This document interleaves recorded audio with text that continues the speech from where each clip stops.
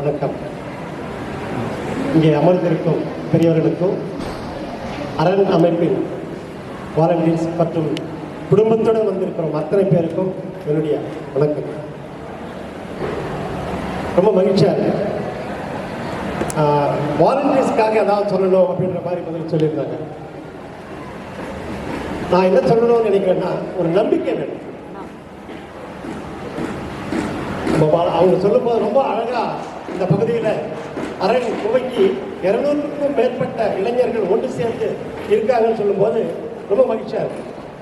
இந்த நம்பிக்கையுடன் நாம வேலை செஞ்சோம்னு சொன்னா அது வெற்றி கிடைக்கும். உதாரணமா 2-3 விஷயம் மட்டும் நான் சொல்லலான்னு பார்க்குறேன். கிட்டத்தட்ட ஒரு 30 ஆண்டுகளுக்கு முன்னாடி அசோக் லேலண்ட் கம்பெனியில நான் வேலை செஞ்சுட்டு இருக்கேன். சாதாரண ஒரு தொழிலாளி. அந்த நேரத்தில் நான் இருந்த பகுதியில் அங்க இருக்கக்கூடிய மக்கள் எல்லாம் சேர்ந்து அங்க ஒரு விவேகானந்தா வித்யாலயா ஸ்கூல் ஆரம்பிக்கணும் அப்படி வந்து கேட்கிறாங்க. நான் என்ன பண்ண முடியும் அவனுக்கு? இல்லை ஏதாவது ஒரு முயற்சி பண்ணலாம்னு சொல்லிட்டு எல்லாம் சேர்ந்து பேசுறோம். இதே மாதிரி இளைஞர்கள் குழு அந்த நேரத்தில் நான் சொல்றது 30-40 வருஷத்துக்கு முன்னாடி, 30 வருஷத்துக்கு முன்னாடி 85-86 சரி நான் முயற்சி பண்ண ஒரு நம்பிக்கையில விவேகானந்தா வித்யாலயா ஸ்கூல் நமக்கு வேணும், நம்ம இடத்துல முயற்சி பண்ணலாம் அப்படின்னு சொல்லி முயற்சி பண்ணோம். முதல்ல போய் பார்க்கும்போது அவங்க நீங்க யாரு, எங்கிருந்து வரீங்க, எப்படி பண்ண முடியும், இந்த ஸ்கூல் இங்க நடத்த முடியுமா அப்படிலாம் கேள்வி இருந்துச்சு. ஆனா தொடர்ந்து முயற்சி பண்ணதுனால அங்க இருக்கிற இளைஞர்கள் ஒன்றா சேர்ந்து போனதுனால அந்த இடத்துல மதுரை புதுநகர் அந்த பகுதியில விவேகானந்தா வித்யாலயா பள்ளி நான் அசோக் லேலண்ட் வேலை செய்யக்கூடிய தொழிலாளர்கள் மூலமாகவே அந்த பள்ளி அங்கே வந்துருச்சு. இன்னைக்கு அந்த பள்ளியில இருக்கிறத 1000 பேர் வேலை படிக்கிறாங்க. அப்புறம் அவங்க சொன்ன எல்லா சிட்டிக்குள்ளதான் ஸ்கூல் இருக்கு. ஸோ சிட்டிக்கு வெளியே இருக்கணும், நீஞ்சூர்ல வேணும், அத்திப்பட்டுல வேணும், அதே மாதிரி திருநெல்லூர்ல வேணும், முடிச்சூர்ல வேணும், இப்படி சென்னைக்கு வெளியே இருக்கக்கூடிய மக்களுக்கும் இதே மாதிரி பள்ளிகள் வேணும் சொன்னாங்க. அப்போ இந்த பண்ண முடியும்னு சொல்லும் போது ஒவ்வொரு இடமும் ஒரு நம்பிக்கையில நிச்சயமா இங்கும் பண்ண முடியும். மீஞ்சூர்ல யாருமே இல்லை, எங்களுக்கு யாருமே தெரியாதுங்க. நேராக போய் நிற்கிறோம். இன்னைக்கு ஒரு கடையில் நீங்க பேசிட்டே இருக்க, இல்லை தம்பி இல்லை வேணும் இல்லைங்க, இங்க வந்து ஸ்கூல் ஒன்று ஆரம்பிக்கணும், அதுக்காக இங்கே வந்திருக்கேன். ஸ்கூல் ஆரம்பிக்கணுமா, என்ன பண்ண போற ஏது அவருக்கு விஷயம், அதாவது உள்ளத்துக்குள்ள ஒரு நம்பிக்கை இருக்கு. நிச்சயமா இந்த ஊர்ல ஆரம்பிச்சாகணும். மற்றபடி அந்த ஊர்ல யாரும் எனக்கு தெரியாது. ஆனா இந்த விஷயங்கள் பேச பேச அவர் வா தம்பி போலாம் அப்படின்னு சொல்லி வீட்டுக்கு கூட்டு போறாரு. வீட்டுக்கு கூட்டு போய் பேசும்போது பார்த்தா அந்த மீஞ்சூர் பகுதியிலவே பெரிய பணம் படைத்தவர் அவர் தான், ஜோசப் ஜான்சன். அவர் அவங்க அப்பா கிட்ட சொல்றாரு, நானே இடம் தரேன், நம்ம இடத்துல பள்ளி ஆரம்பிக்கலான்னு சொல்றாங்க. மீஞ்சூர்ல ஒரு பள்ளி வருது, விவேகானந்தா வித்யாலயா பள்ளி. அந்த பள்ளியிலும் இப்ப 2,000 பேர் படிக்கிறாங்க. ஸோ இப்படி ஒவ்வொரு இடத்துலும் பள்ளிகள் வந்திருக்கு. கிட்டத்தட்ட இது வந்து 1995 வரைக்கும் இந்த பயணம் தொடர்ந்தது. இது எதுக்காக சொல்ல வரேன்னா, ஒரு நம்பிக்கையா இளைஞர்கள் ஒன்றா சேர்ந்து வேலை செய்யும் போது அதுல வெற்றி கிடைக்கும். அதற்கு பிறகு இந்த மாதிரி இளைஞர்கள் நிறைய பேர் சமுதாயத்தில் வேலை செஞ்சுட்டு இருக்காங்க. ஆனா அவங்க தனித்தனியா இருக்காங்க, அங்கங்க இருக்காங்க, தமிழ்நாடு முழுவதும் இருக்காங்க. இவங்கள ஒருங்கிணைக்கிறது எப்படி? அதுக்காக தான் 2005 எண்ணங்களின் சங்கமம், நல்ல எண்ணங்கள் படித்தவங்கள ஒன்னா சேர்ந்து சமுதாய பணி செய்யணும் அப்படி முயற்சி பண்ணி 2005 அக்டோபர் மாதம் 2ஆம் தேதி அது ஆரம்பிச்சோம். அந்த 2005 பிறகு இன்னும் செய்ய முடியும் அப்படின்னு வச்சோம். நானும் மறையும் 2 பேரும் தமிழகத்தில் இருக்கக்கூடிய தொண்டு நிறுவனங்கள் இவங்களை போய் சந்திக்கணும், அவங்க கிட்ட பேசணும், அவங்கள ஒருங்கிணைக்கணும் அப்படி முயற்சி பண்ணோம். எவ்வளவு பேரை பார்க்க முடியும்? ஒரு 10 பேர், 20 பேர், 30 பேர், எவ்வளவு பேர் பார்க்கலாம்? ஒரு வருஷத்துக்கு ஒரு 100 பேர் பார்க்கலாமா அப்படி திட்டம் போட்டோம். 100 பேரை பார்க்கலாம். அப்ப 2005 ஆரம்பிச்சோம். ஒரு வருஷத்துக்கு 100 அமைப்புகள் நேரடியா போய் பார்க்கணும், அவங்க கிட்ட பேசணும், அந்த 100 பேரையும் ஒன்றா இணைக்கணும் அப்படி முயற்சி பண்ணோம். இதுக்கு முன்னாடி பேசும்போது பாலாகுர் சொன்னாரு, ஒன்று இணைக்கிறது சார் எவ்வளவு கஷ்டம். அதுவும் ஒவ்வொரு பகுதியில இருக்காங்க, அவங்கள ஒருங்கிணைக்கிறது ரொம்ப கஷ்டம். அதனால ஒவ்வொரு ஆண்டும் 100 பேர் அப்படி முயற்சி பண்ணோம். சென்னையில் ஆரம்பிச்சோம். முதல் ஆண்டு 100 பேர் சேர்ந்துட்டாங்க. அந்த 100 பேரும் சேர்ந்ததுக்கு அப்புறம் என்ன பண்ண முடியும்? அவங்க ஒரே இடத்துல இணைக்கணும் அப்படி முயற்சி பண்ணோம். ஒரு இடத்துக்கு வந்தாங்க. எவ்வளவு பேர் வந்தாங்க? 100 பேர் நாங்கள் கூட்டத்துல 98 பேர் வந்தாங்க. அந்த வந்ததுதான் பலம். இன்றைக்கு இங்க வந்து நான் நிக்கிறேன்னு சொன்னா, முதல் ஆண்டு 2006 ஜனவரி மாதம் 8ஆம் தேதி அந்த 98 பேர் வந்துட்டு அவங்க சொன்ன விஷயம் என்னன்னா, சமுதாயத்தில் பணி செய்யக்கூடிய எங்களுக்கு, சமுதாயத்தில் வேலை செய்யக்கூடிய நமக்கு ஆதரவா மக்கள் இருக்க மாட்டாங்க. ஸோ அப்ப நமக்கு நிறைய ஆதரவு வேணும்னா நம்மளாம் ஒருங்கிணைக்கணும். இப்போ ஒவ்வொரு ஆண்டும் 100 பேர் 100 பேர் 100 பேர் அப்படி முயற்சி பண்ணி இப்போ கிட்டத்தட்ட 18 ஆண்டுகளை கடந்து 19வது ஆண்டும் கடந்து 20வது ஆண்டு வந்திருக்கோம்.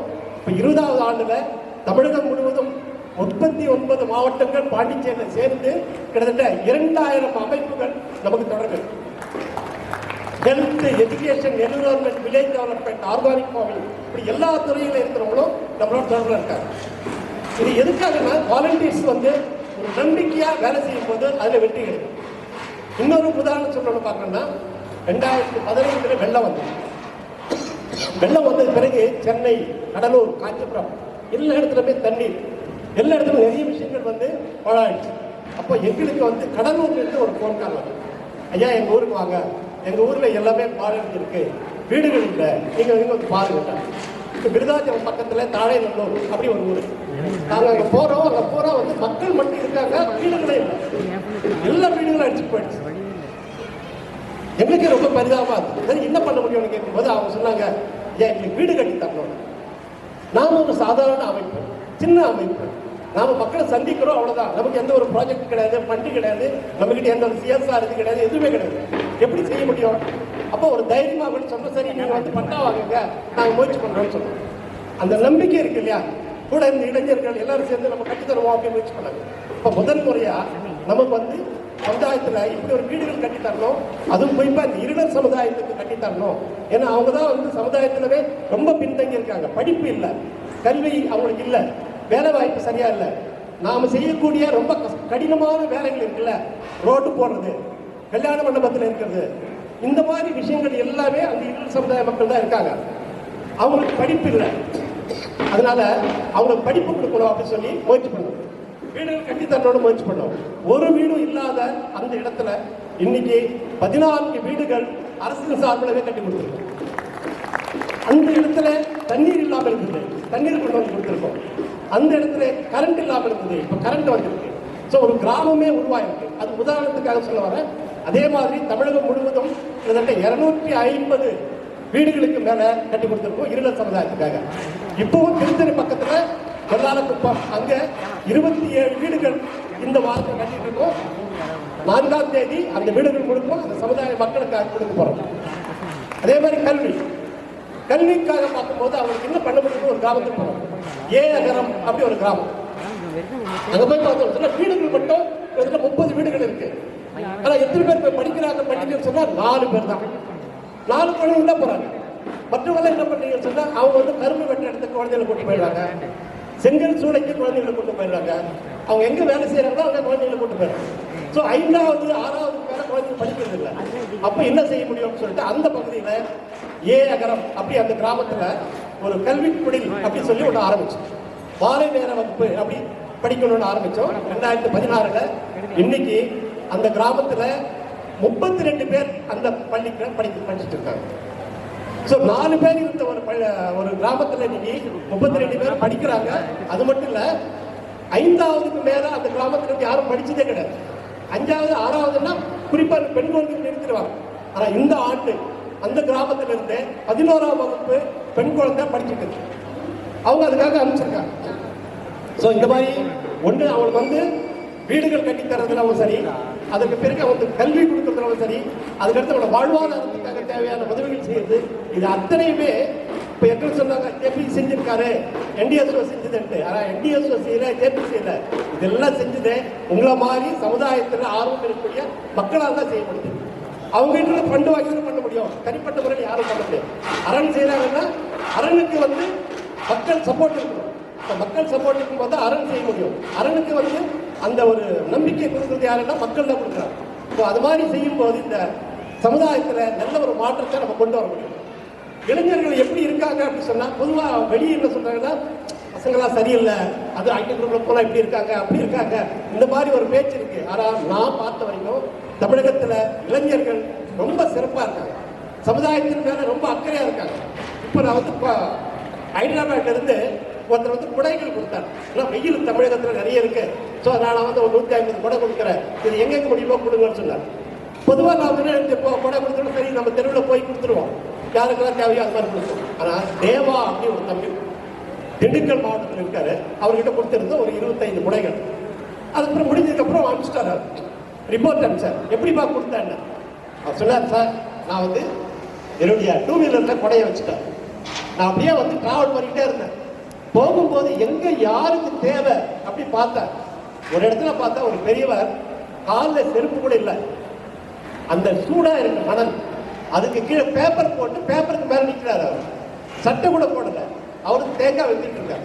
இவரை பார்த்த உடனே எனக்கு தோணுச்சு, உடனே நிறுத்திட்டு அவருக்கு அந்த கொடையை கொடுத்தேன் அப்படி சொல்றாரு. அதாவது எப்படி தேர்ந்தெடுக்கிறாங்க இளைஞர்கள் அப்படின்னு சொல்லிட்டு அந்த மாதிரி இருக்காங்க. அதே மாதிரி சமுதாயத்தில் வேலை செய்யும் போது நமக்கு வந்து நிறைய பணம் வேணும், நிறைய பெரியவங்களுடைய ஆதரவு வேணும், நிறைய விஷயங்கள் வேணும் அப்படின்னு யோசிச்சுட்டு இருக்கோம். ஆனா இன்னைக்கு பணம் பிரச்சனை இல்லை. சிஎஸ்ஆர் ப்ராஜெக்ட் இருக்குன்னு சொன்னா, நாம நல்ல சமுதாயத்தில் வேலை செஞ்சோம்னு சொன்னா நிச்சயமா சிஎஸ்ஆர் மூலமா நமக்கு அந்த உதவிகள் கிடைக்கும். ஆனா நாம நேர்மையான முறையில நல்ல முறையில் நம்ம வேலை செய்ய வேண்டும். அப்படி செய்யும் போது நிச்சயமா அதுல வெற்றி கிடைக்கும். இளைஞர்கள் ஒரு நம்பிக்கையுடன் நாம நிச்சயமா அவர் சொல்லியிருக்காங்க. இப்போ உண்மையிலே அரண் பார்த்த உடனே பெரிய ஒரு நம்பிக்கைன்னு ஒரு 200 பேர் இருக்காங்க சொல்லும் போது எனக்கு உடனே தோணுச்சு, அடுத்து அந்த 200 பேர் உண்டா சேரும் போது வந்து சந்திக்கணும், அவங்கள போய் பார்க்கணும், அவங்ககிட்ட பேசணும், அவங்ககிட்ட இருந்தா நமக்கு தேவையான விஷயங்கள் கிடைக்கும் அப்படின்றதுல நம்பிக்கை இருக்கு. ஸோ அதனால இளைஞர்கள் நல்ல ஒரு நம்பிக்கையுடன் இந்த சமுதாயத்தினுடைய முன்னேற்றம் நிச்சயமா நடக்கும். நிச்சயமா நல்ல விதமா நம்ம நாடு வளரும். நம்ம இப்ப இருக்கக்கூடிய சில தீமைகள் எல்லாமே கலையும். உதாரணத்துக்கு சொல்ல போதா இந்த மாதிரி சமுதாயத்தில் வேலை செய்யக்கூடிய வேலு அப்படி திருப்பத்தூர் மாவட்டத்தில் இருக்காரு. அவர் வந்து நிறைய எம்எஸ்டபிள்யூ முடிச்சுட்டு நிறைய சமுதாயத்தில் வேலை செஞ்சிருந்தாரு. பஞ்சாயத்து தேர்தல் வந்தது, பஞ்சாயத்து எலெக்ஷன் நிற்கிறாரு, பல கட்சிகள் நிற்குது, பல விஷயங்கள் அங்கே இருக்கு, பல பேர் பல செலவு பண்றாங்க. ஆனா அந்த வேலு ஜெயிக்கிறார், அவர் தான் வெற்றி பெறுறாரு. அவரு சமுதாயத்தை பார்த்து சொன்னா அவங்க சமயத்தில் நடந்த பஞ்சாயத்து அந்த மீட்டிங் எல்லாம் முடிஞ்சதுக்கு அப்புறம் கூட இன்னும் வரவு, இன்னும் செலவா இருக்கு, இன்னும் விஷயம்ன்றத ஒவ்வொருத்தருக்கும் தெளிவா எடுத்து சொல்றாரு அவர். இந்த மாதிரி மக்கள், இந்த மாதிரி இளைஞர்கள் இப்ப சமுதாயத்தில் வந்துட்டு இருக்காங்க. இவங்களை ஒருங்கிணைக்கிறது தான் எண்ணங்கள் சங்கத்தினுடைய வேலை. இந்த எண்ணங்கள் சங்கம் மூலம் NDSOல இருக்கக்கூடிய அத்தனை இளைஞர்களே தமிழகம் முழுவதும் இருக்கக்கூடிய வருடத்தில் ஒரு முறை ஒரே இடத்துல சந்திக்கிறாங்க. அவங்களுக்குள்ள ஒருத்தர் என்ன செய்யறாங்க, ஹெல்த்ல, எஜுகேஷன்ல, என்விரான்மெண்ட்ல, வில்லேஜ் டெவலப்மெண்ட்ல, ஆர்கானிக் ஃபார்மிங்ல எல்லா துறைகளும் செஞ்சுட்டு இருக்காங்க. ஆனா இதுல அத்தனையுமே இளைஞர்கள் தான் நிறைய பேர். அந்த இளைஞர்கள் ஒன்று சேர்ந்தா நிச்சயமா கூடிய விரைவில் நம்ம தேசம், நம்ம நாடு நிச்சயமா உயர்ந்த ஒரு நிலைமைக்கு போனோம். அதுக்கு ஒரு நம்பிக்கையான ஒரு எண்ணங்களை கொடுக்கறதுக்காக தான் NDSO தொடர்ந்து பயணம் செஞ்சுட்டு இருக்கு. இந்த அரண் அமைப்போட கிட்டத்தட்ட இது 1 மாதத்திற்கு முன்னாடியே என்ன கேட்டிருந்தாங்க, சீனிவாசன் போன் பண்ணியிருந்தாங்க, இல்லப்பா 1 மாசம் இல்லை 2 மாசம் இருக்கும் நினைக்கிறேன். நிச்சயமா நான் வந்து வரேன், அவசியமா உங்க இளைஞர்களை பார்க்கணும், பேசுறதுக்காக இல்லை, உங்க இளைஞர்களை சந்திக்கணும், அதுக்காக நிச்சயமா நான் வரேன்னு சொல்லியிருந்தேன். அதே மாதிரி வந்திருப்போம். இந்த பிரம்மாண்டமான ஒரு பள்ளி, பிரம்மாண்டமான ஏற்பாடுகள், இளைஞர்கள் அத்தனை பேருமே ரொம்ப சிறப்பான ஒரு வேலைகள் செஞ்சுட்டு இருக்கீங்க. மேலும் மேலும்